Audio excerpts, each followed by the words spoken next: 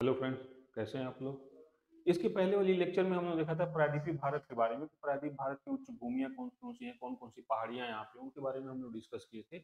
आज हम लोग प्रायद्वीपीय भारत के दो मुख्य जो उच्चावच हैं उनके बारे में डिस्कस करेंगे, जिनको पूर्वी घाट और पश्चिमी घाट के रूप में हम लोग जानते हैं। थोड़ा सा अलग से डिस्कस करना जरूरी था, क्योंकि ये अपने आप में एक बहुत अच्छा चैप्टर है। तो पश्चिमी घाट और पूर्वी घाट के बारे में डिस्कस करेंगे। थोड़ा सा इसके बारे में देखते हैं कि पश्चिमी घाट कहाँ पे है। तो देखिए, प्रायद्वीपीय भारत के पश्चिमी सीमा पर ये 1600 किलोमीटर की लंबाई में, ठीक है, लगभग अरब सागर के समानांतर एक कगार या दीवार की भांति फैला हुआ है। ठीक है, अब देखते हैं कहाँ पे है ये। तो देखिए यहाँ पर देखेंगे, गुजरात से शुरू होता है ये, और ये महाराष्ट्र, गोवा, कर्नाटक और इस तरह से केरल तक ये फैला हुआ है। ठीक है, ये पश्चिमी घाट है। और ये क्या है, ये लगातार कंटिन्यूअस है, ये विच्छिन्न नहीं है, अविच्छिन्न है, मतलब कंटिन्यूअस है, लगातार यहाँ से यहाँ तक फैला हुआ है। ये जो पश्चिमी घाट है, ये इधर फैला हुआ है प्रायद्वीपीय भारत के पश्चिम में। और इधर क्या है, ये अरब सागर है। ठीक है, तो ये अरब सागर के क्या है, एक समानांतर दीवार की भांति फैला हुआ। तो पहले तो इसका विस्तार कहाँ का है, इसका विस्तार गुजरात में है। ठीक है, और जो यूनियन टेरिटरी देखेंगे तो यहाँ पे क्या है, दादर नगर हवेली और दमन दीव है, उसमें फैला हुआ है। फिर स्टेट में क्या है, महाराष्ट्र हो गया, यहाँ पे गोवा हो गया, यहाँ पे कर्नाटक हो गया, यहाँ पे केरल हो गया। लेकिन थोड़ा सा देखेंगे कि जो पुदुचेरी है, उसका केरल में यहाँ एक इनक्लेव है माहे। ठीक है, यह क्षेत्र है माहे, उसमें भी फैला हुआ है। तो ये इसमें फैला हुआ है। ठीक है, तो अगर क्षेत्रीय विस्तार की दृष्टि से देखें तो गुजरात में फैला हुआ है, महाराष्ट्र में फैला हुआ है, गोवा में फैला हुआ है, कर्नाटक में फैला हुआ है, केरल में फैला हुआ है और तमिलनाडु में भी फैला हुआ है ये।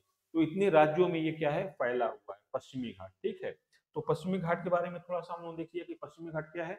अब इसका गुजरात से तमिलनाडु तक विस्तार जो था हम लोगों ने देख ही लिया। अब ये क्या है, एक भ्रंश कगार है, भ्रंश कगार है। तो जो पश्चिमी घाट है ना, ये वास्तव में कोई पर्वत नहीं है। हम लोग भले पश्चिमी घाट पर्वत बोल देते हैं, लेकिन कोई पर्वत नहीं है। क्यों पर्वत इसलिए नहीं है कि इसके पश्चिम में ये पूरा प्रायद्वीपीय भारत था, और ये एक क्या था, उच्च पठारी भाग था। ठीक था, ये क्या था, उच्च पठारी भाग था। लेकिन समय के साथ क्या हुआ ना, कि जब प्रायद्वीपीय भारत उत्तर की ओर प्रवाहित हो रहा था, जब हमने देखा था हिमालय पर्वत की उत्पत्ति के बारे में, तो ये उत्तर की ओर क्या हो रहा था, प्रवाहित हो रहा था। तो उस समय क्या हुआ कि यहाँ पे एक भ्रंश रेखा का निर्माण हुआ या भ्रंश का निर्माण हुआ। तो ये पश्चिम वाला भाग क्या हो गया, भ्रंश के सहारे टूट कर ये या सबमर्ज हो गया, इस तरह से नीचे की तरफ धंस गया। ये इसके पश्चिम वाला भाग जो था, ये क्या था, नीचे की तरफ धंस गया। तो जाहिर सी बात है कि ये दोनों इस तरह से है, और इसको टूट जाएगा तो यहाँ से ये क्या दिखाई पड़ेगा, कगार ही दिखाई पड़ेगा। तो ये पश्चिमी घाट है ना, ये वास्तव में कोई पर्वत श्रेणी नहीं है, लेकिन इसके पश्चिम का भाग टूटकर समुद्र में सबमर्ज हो गया, निमज्जित हो गया। तो ये क्या हो गया, एक दीवार की भांति दिखाई पड़ने लगा। जैसे मान लीजिए इस तरह से कोई पर्वत है, इस तरह से कोई ऊंचा भूभाग है, पठार है। अब इसके पश्चिम का भाग ये टूट जाएगा, और टूट कर ये सबमर्ज हो जाएगा। तो अब ये दिखेगा कैसे, अब ये दिखेगा इस तरह से, ये इस तरह से दिखेगा। ठीक है, तो अब यहाँ जो क्या हो गया, ये नीचे धंस गया भाग टूटकर, तो इस पे अरब सागर के जल का विस्तार हो गया। तो यहाँ से देखेंगे तो क्या दिखाई देगा, ये दीवार की भांति तो दिखाई देगा। तो इसलिए पश्चिमी घाट को क्या बोलते हैं, पश्चिमी घाट पर्वत श्रेणी बोलते हैं, लेकिन ये श्रेणी नहीं है। अब इसको घाट क्यों बोलते हैं, घाट इसलिए बोलते हैं कि ये सीढ़ीदार दिखाई पड़ता है। ठीक है, ये कैसे दिखाई पड़ता है, सीढ़ीदार दिखाई पड़ता है, तो इसलिए इसको पश्चिमी घाट पर्वत श्रेणी बोल देते हैं। लेकिन वास्तव में ये क्या है, ये कोई पर्वत श्रेणी नहीं है। ठीक है, ये क्या है, एक भ्रंश द्वारा निर्मित एक उच्च भूभाग था, तो भ्रंश द्वारा निर्मित कगार के कारण इसको पर्वत की श्रेणी देते हैं। तो अगर पूछता है कि पश्चिमी घाट क्या है, तो ये भ्रंश पर्वत के रूप में जाना जाता है। लेकिन वास्तव में ये पर्वत नहीं है, लेकिन अब इसको जाना जाता है भ्रंश पर्वत के रूप में। तो ये पश्चिमी घाट के बारे में देख लिया हम लोगों ने। फिर इसके बाद हम लोग देखते हैं कि ये देखिए, पश्चिमी घाट आपको दिखाई पड़ रहा है यहाँ से। अब ये पश्चिमी घाट जो है ना, इसके अलग अलग भागों में अलग अलग नाम से जानते हैं। देखिए, जैसे ये क्या है कि गुजरात और महाराष्ट्र में जो ये फैला हुआ है, इसको बोलते हैं नॉर्दर्न वेस्टर्न घाट। ठीक है, मतलब उत्तरी पश्चिमी घाट। फिर ये क्या है, जो महाराष्ट्र गोवा से लेकर कर्नाटक तक फैला हुआ है, इसको बोलते हैं मध्यवर्ती पश्चिमी घाट। ठीक है, और यहाँ पे क्या है कि यहाँ पे कर्नाटक के दक्षिणी भाग पर, यहाँ पर क्या होता है, केरल है, कर्नाटक और तमिलनाडु है। यहाँ पर क्या होता है कि पश्चिमी घाट पूर्वी घाट से मिल जाता है, जो नीलगिरी वाला क्षेत्र है, तो इसको नीलगिरी नॉट बोलते हैं, नीलगिरी गांठ बोलते हैं। ठीक है, और इसके दक्षिण में जो है ये केरल और तमिलनाडु में पश्चिमी घाट का इस तरह से विस्तार पाया जाता है। तो इसके बारे में डिस्कस कर लिया हम लोगों ने, देख लिया कि पश्चिमी घाट का क्या है। इसी को सह्याद्री भी बोल देते हैं। क्या बोल देते हैं? सह्याद्री श्रेणी भी बोल देते हैं पश्चिमी घाट को यहाँ पर। ठीक है, यहाँ पर मालाबार श्रेणी बोल देते हैं केरल में इसको। ठीक है, मालाबार तट श्रेणी भी बोल देते हैं। तो इसको इस रूप में भी देखते हैं। ठीक है, इसके बाद हम लोग इसकी विशेषताएं कुछ देख लेते हैं। तो देखिए क्या है कि पश्चिमी घाट की विशेषता क्या है। तो इसकी चौड़ाई ना, उत्तरी भाग में इसकी चौड़ाई 50 किलोमीटर है, यानी कि उत्तरी भाग में पश्चिमी घाट की चौड़ाई कम है, लेकिन दक्षिणी भाग में इसकी चौड़ाई क्या है, लगभग 80 किलोमीटर के आसपास है। जो केरल और तमिलनाडु के पास क्षेत्र है वहां पर इसकी चौड़ाई कितनी है, 80 किलोमीटर के आसपास है। ठीक है, तो यहाँ पे ध्यान रखना है। अब देखिए ऊंचाई की अगर बात करें ना, तो उत्तरी भाग में इसकी ऊंचाई क्या है, कम है। हम लोग देखेंगे कि यहाँ जो उत्तरी भाग है इसकी सापेक्षता ऊंचाई कम है, मध्यवर्ती भाग में इसकी ऊंचाई थोड़ी बढ़ती जाती है और दक्षिणी भाग में इसकी ऊंचाई सर्वाधिक है। यानी कि पश्चिमी घाट की चौड़ाई उत्तर में तो कम है, दक्षिण में चौड़ाई अधिक है। अगर ऊंचाई की बात की, चौड़ाई की बात की जाए तो उत्तर में इसकी चौड़ाई कम है, दक्षिण में चौड़ाई बढ़ती जाती है। और ऊंचाई की बात की जाए तो ऊंचाई उत्तर में कम है, और जैसे जैसे हम उत्तर से दक्षिण की ओर बढ़ते जाते हैं वैसे वैसे क्या होता है, इसकी ऊंचाई लगातार बढ़ती जाती है। अब इसकी ऊंचाई लगातार बढ़ती जाती है, कैसे देखेंगे कि जब हम लोग चैप्टर पढ़ेंगे कि पश्चिमी घाट की पर्वत चोटियां, तो वहां पे हम लोग देखेंगे जैसे यहाँ पे महाबलेश्वर है, कालसर है, साल्हेर है, कलसुई बाई है, हरिश्चंद्रगढ़ है। तो इनकी ऊंचाई कितनी है, मोस्टली इनकी ऊंचाई 1600 मीटर के आसपास है, 1600 1650 मीटर के आसपास है। बीच में जाएंगे कर्नाटक में, तो यहाँ पे जो कुद्रेमुख है और बाकी पर्वत श्रेणियां उनकी ऊंचाई 1800 समथिंग मीटर है। और जैसे दक्षिण में जाएंगे यहाँ पे दोद्दा बेट्टा, अनाई मुड्डी, वहां पे इनकी ऊंचाई कितनी है, 2600 मीटर से भी अधिक है। तो ये देखेंगे ना कि इनकी ऊंचाई दक्षिण की तरफ लगातार क्या होती जाती है, बढ़ती जाती है। तो एक तो ये है। अब ढाल देखेंगे कि ढाल क्या है पश्चिमी घाट का। तो इसके ढाल के बारे में अगर डिस्कस करें तो इस पश्चिमी घाट का ढाल पश्चिम की तरफ तीव्र है, जबकि पूरब की तरफ ढाल क्या है, मंद है। क्यों मंद है, तो हम लोगों ने देखा कि ऐसे ये पश्चिमी घाट क्या था, इस तरह से एक समतल भूभाग था, इस तरह से उच्च पठारी भाग था। ये बीच का भाग क्या हो गया, भ्रंश के कारण नीचे खिसक गया पश्चिम वाला भाग, और ये भाग यहीं पे स्थित था। तो अब ये बन कैसे गया, अब ये ऐसे हो गया। तो इसका ढाल पश्चिम में क्या है, पश्चिम ढाल तीव्र है, ये काफी तीव्र है, पूरा स्टीपी स्लोप है। लेकिन पूरब में इसका ढाल क्या है, ये सीढ़ीदार है। ठीक है, इस तरह से ढाल इसका है। थोड़ा सा पश्चिम की तरफ जो ढाल है तीव्र है, उसकी अपेक्षा पूरब का ढाल क्या है, थोड़ा मंद है। तो इसके बारे में भी देख लेते हैं। अब देखिए सीढ़ी नुमा ढाल के कारण ही इसे क्या कहा जाता है, घाट कहा जाता है। तो पश्चिमी घाट इस तरह से है, ये इस तरह से है, ये इस तरह से है कि इसका पश्चिमी ढाल तो तीव्र है। ये वाला पश्चिमी ढाल क्या है, ये काफी तीव्र है। लेकिन ये वाला ढाल क्या है, थोड़ा सीढ़ीदार है, मंद है। तो इसीलिए इसको क्या कहा जाता है, घाट कहा जाता है। तो ये पश्चिमी घाट की विशेषता हम लोगों ने देखा। अब इसके आगे हम लोग डिस्कस करते हैं कि पूर्वी घाट क्या है। तो देखिए पूर्वी घाट है। अब ये देखिए पूर्वी घाट क्या है कि बड़ी विचित्र कहानी है। जो हम पर्वत है वो पर्वत नहीं है एक्चुअल में, और जो पर्वत है वो एक्चुअल में इस समय पर्वत नहीं लगता, और जो पर्वत नहीं है वो पर्वत लगता है इस समय। तो अभी देखते हैं उसको थोड़ा सा इसमें। देखिए जो पूर्वी घाट है ना, इसका विस्तार महानदी महानदी घाट मतलब उड़ीसा से लेकर नीलगिरी श्रेणी तक, मतलब नीलगिरी जहां पे कर्नाटक, तमिलनाडु और केरल की सीमा मिलती है, नीलगिरी नॉट जो मैंने बोला, वहां तक 1800 किलोमीटर की लंबाई में फैला हुआ है। और देखिए ये क्या है ना कि अगर देखेंगे भूगर्भिक संरचना की दृष्टि से, तो जो सिलान का पठार है, रेगमा और मिकिर हिल जो है, ये भी क्या है, पूर्वी घाट का ही हिस्सा है।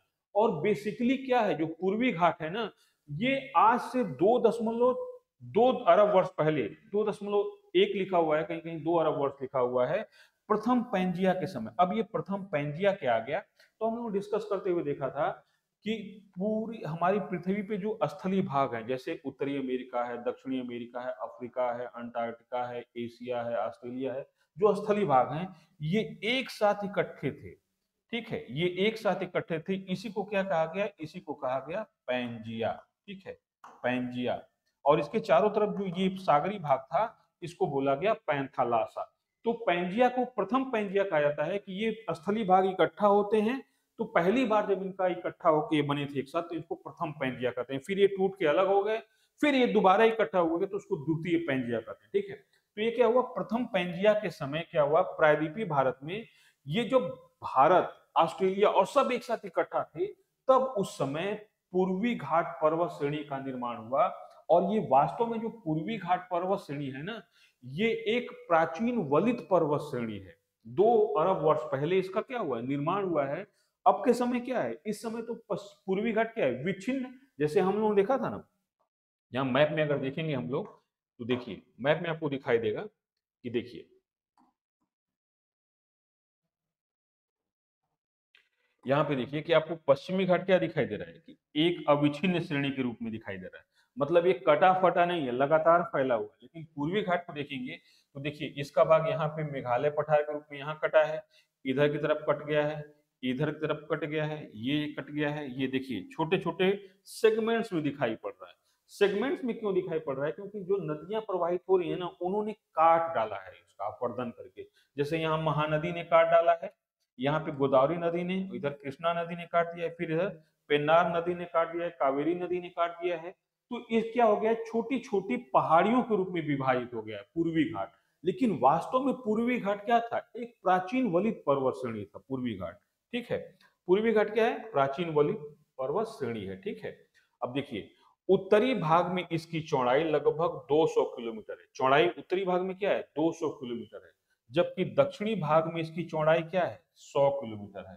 ठीक है, अब देखिए एक चीज ध्यान में रखिएगा, जो पश्चिमी घाट की उत्तर में चौड़ाई कम थी, दक्षिण में अधिक थी पश्चिमी घाट की। जबकि पूर्वी घाट की क्या है, उल्टा स्थिति है। पूर्वी घाट उत्तर में अधिक चौड़ा है, जबकि दक्षिणी भाग में क्या है, कम चौड़ा है, याद रखिएगा। और साथ में एक और चीज याद रखिएगा कि हम लोगों ने देखा था कि जो पश्चिमी घाट है, ये पश्चिमी घाट लगातार फैली हुई श्रेणी के रूप में है, जबकि पूर्वी घाट अविच्छिन्न यानी कटा फटा श्रेणी के रूप में फैला हुआ है। साथ में एक चीज और ध्यान रखिएगा कि पश्चिमी घाट की जो औसत ऊंचाई है पश्चिमी घाट की, वो 900 मीटर से लेकर 1200 मीटर के आसपास है, औसत ऊंचाई। जबकि पूर्वी घाट की औसत ऊंचाई कितनी है, 600 मीटर है। इसका मतलब है कि पश्चिमी घाट की अपेक्षा पूर्वी घाट की ऊंचाई क्या है, कम है। तो यहाँ पे ये भी ध्यान में रखना है कि पश्चिमी घाट की अपेक्षा पूर्वी घाट की ऊंचाई कम है। ठीक है, तो ये चीज हम लोगों ने देख लिया। अब यहाँ पे थोड़ा सा हम लोग देखते हैं कि पश्चिमी घाट और पूर्वी घाट की तुलना करने को आता है कि पूर्वी घाट की विशेषता क्या है और पश्चिमी घाट की विशेषता क्या है।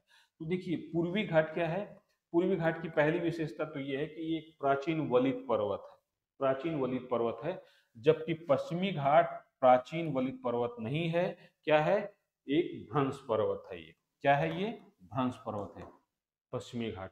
ठीक है, पूर्वी घाट क्या है, कटा फटा है, यानी कि ये क्या है, विच्छिन्न रूप से है, ये विच्छिन्न डिसकंटिन्यू रूप से पूर्वी घाट है। जबकि पश्चिमी घाट क्या है, ये अविच्छिन्न कटा फटा नहीं है। ठीक है, पूर्वी घाट की ऊंचाई क्या है, सापेक्षतः कम है। पूर्वी घाट की ऊंचाई क्या है, सापेक्षतः कम है। जबकि पश्चिमी घाट की ऊंचाई क्या है, सापेक्षतः अधिक है। किसके सापेक्षतः, पूर्वी घाट की अपेक्षा पश्चिमी घाट की ऊंचाई क्या है, सापेक्षतः अधिक है। ठीक है, पूर्वी घाट से छोटी नदियां निकलती हैं। पूर्वी घाट से क्या है, छोटी नदियां निकलती हैं, जैसे ब्राह्मणी हो गई, वैतरणी हो गई, मतलब छोटी छोटी नदियां निकलती हैं। ठीक है, थोड़ी बहुत निकलती हैं, अगर जैसे इंद्रावती नदी हो गई, सबरी नदी हो गई, छोटी नदियां हैं।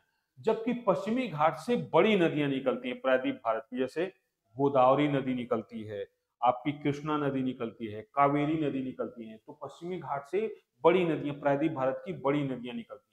पूर्वी घाट क्या है, सापेक्षतः पूर्वी घाट पे जो है ना, ये अर्ध शुष्क या पर्णपाती वन पाए जाते हैं पूर्वी घाट पे, क्योंकि वर्षा की मात्रा कितनी है, औसतन 100 सेंटीमीटर के आसपास है। तो पूर्वी घाट पे औसत वार्षिक वर्षा 100 सेंटीमीटर के आसपास है, इसलिए यहाँ पर क्या है, यहाँ पे अर्ध शुष्क या पर्णपाती वनस्पतियां पाई जाती हैं। जबकि पश्चिमी घाट पर औसत वार्षिक वर्षा कितनी होती है, 250 सेंटीमीटर से अधिक है। इसलिए पश्चिमी घाट पे क्या है, सदाबहार वनस्पतियां पाई जाती हैं। ठीक है, पश्चिमी घाट जैव विविधता की दृष्टि से भी संपन्न है, जबकि पूर्वी घाट पश्चिमी घाट की अपेक्षा जैव विविधता से कम संपन्न है। ठीक है, तो इस तरह से हम लोग देखेंगे ना कि पश्चिमी घाट और पूर्वी घाट का जो अभी तो बहुत शॉर्ट में देखा, पूर्वी घाट पे क्या है, पूर्वी घाट पे छोटी छोटी पहाड़ियां पाई जाती हैं, जबकि पश्चिमी घाट पे इस तरह की पहाड़ियां कम है। ठीक है, अभी देखेंगे हम लोग नेक्स्ट चैप्टर में, नेक्स्ट लेक्चर में कौन कौन सी चोटियां हैं और कौन कौन सी पर्वत श्रेणियां हैं, तो यहाँ पे भी इसको हम लोग डिस्कस कर लेंगे। तो एक पूर्वी घाट और पश्चिमी घाट की तुलना हो गई क्या है। अब पश्चिमी घाट पे क्या है कि अधिकतम जलप्रपात पाए जाते हैं, पूर्वी घाट पश्चिमी घाट पर अधिकतम जलप्रपात पाए जाते हैं। जैसे हम लोग देखेंगे कि जो स्टेनले फॉल है कावेरी नदी पे, या जो जोग प्रपात है, या इस तरह के प्रपात है वो देखेंगे। जबकि पूर्वी घाट पे इस तरह के प्रपातों की संख्या तो है, लेकिन उनकी ऊंचाई क्या है, सापेक्षता कम है। ठीक है, तो ये एक हम लोग डिस्कस कर लिया, पूर्वी घाट और पश्चिमी घाट की तुलना क्या है। ठीक है, पूर्वी घाट और पश्चिमी घाट की तुलना है। तो इस टॉपिक में हम लोग देखा था कि जो पूर्वी घाट और पश्चिमी घाट है ये अपने आप में एक बड़ा चैप्टर है। ठीक है, पूर्वी घाट और पश्चिमी घाट अपने आप में एक बड़ा चैप्टर है। तो यहाँ पे हम लोग देख लिया कि पश्चिमी घाट की क्या विशेषता है, क्या लंबाई है, क्या चौड़ाई है इसकी। ठीक है, क्या प्रमुख विशेषताएं हैं। इसी प्रकार हम लोगों ने क्या किया कि हम लोग ने पूर्वी घाट के बारे में भी डिस्कस कर लिया कि पूर्वी घाट की क्या विशेषताएं हैं और पूर्वी घाट की क्या लंबाई चौड़ाई है। और ठीक है, फिर हम लोग नेक्स्ट लेक्चर में डिस्कस करेंगे कि पश्चिमी घाट और पूर्वी घाट की कुछ खास चोटियों के बारे में और खास पहाड़ियों के बारे में डिस्कस करेंगे। तो चलिए इस लेक्चर को यहीं ऑफ करते हैं, फिर हम लोग मिलते हैं नेक्स्ट लेक्चर में। Thank you.